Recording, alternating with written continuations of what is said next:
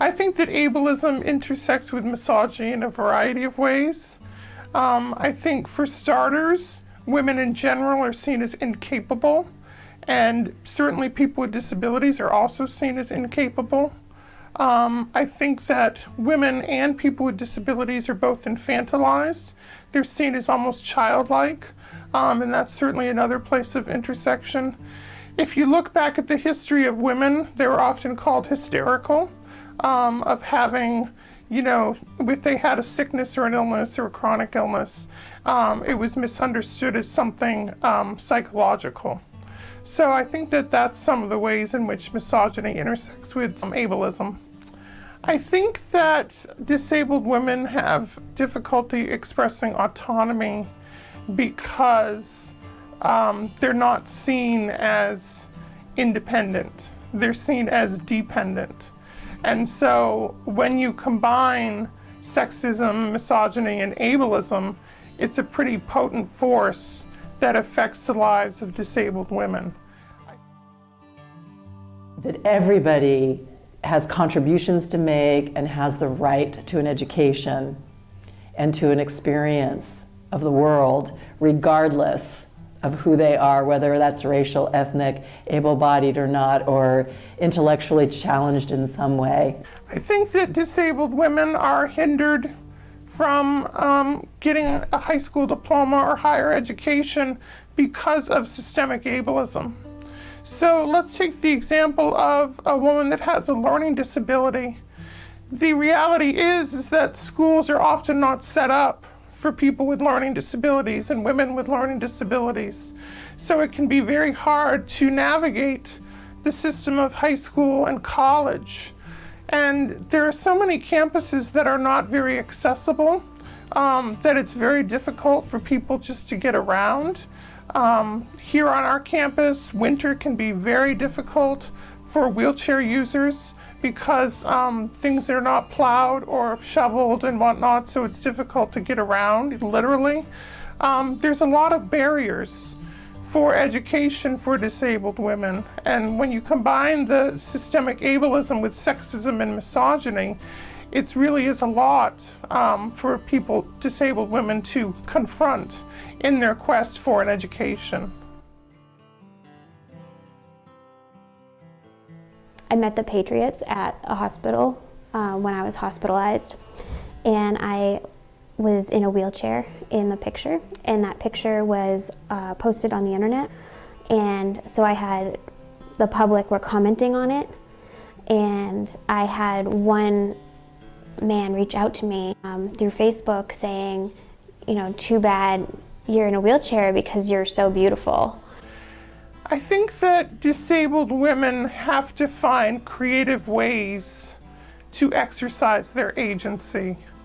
I think that in a society where women and people with disabilities are both seen as incapable, it can take a lot more to exert one's energy.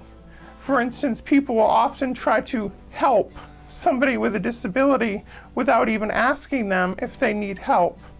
And so I think that people need to assert and say, hey, I'm all set. I know, what I'm doing here.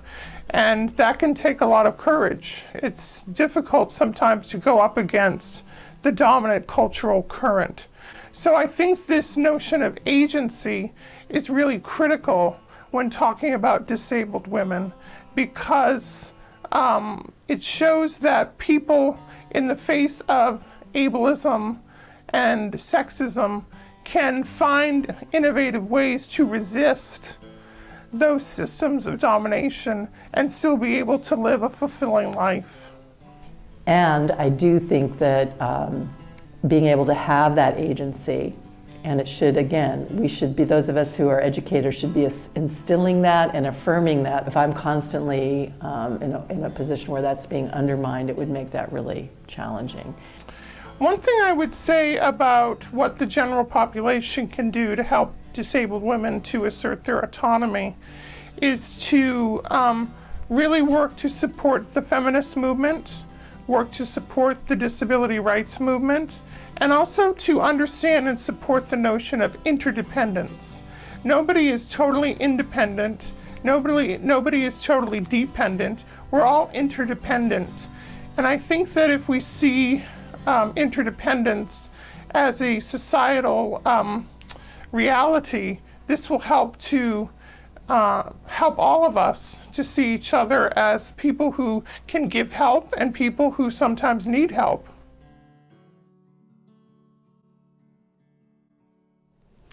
I think for any person with a disability, we just need to learn how to self-advocate for ourselves in policies and in everyday life.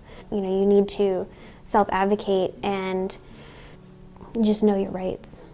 Advocate for policies that give you additional rights. We have to be willing to question the very systems that inform our sense of who is who, right? Who has access, who doesn't, what needs, making presumptions and assumption about what people need. That's something I could do. I can ask those critical questions. I can see how my behaviors also are reflective or not reflective of empowering and providing agency, but am I really developing things so that I can, in this way, empower, enable, provide that supporting agency, but also know when it's appropriate for me to advocate. The changes that I would like to make in the lives of disabled women would be that they have greater independence, that they have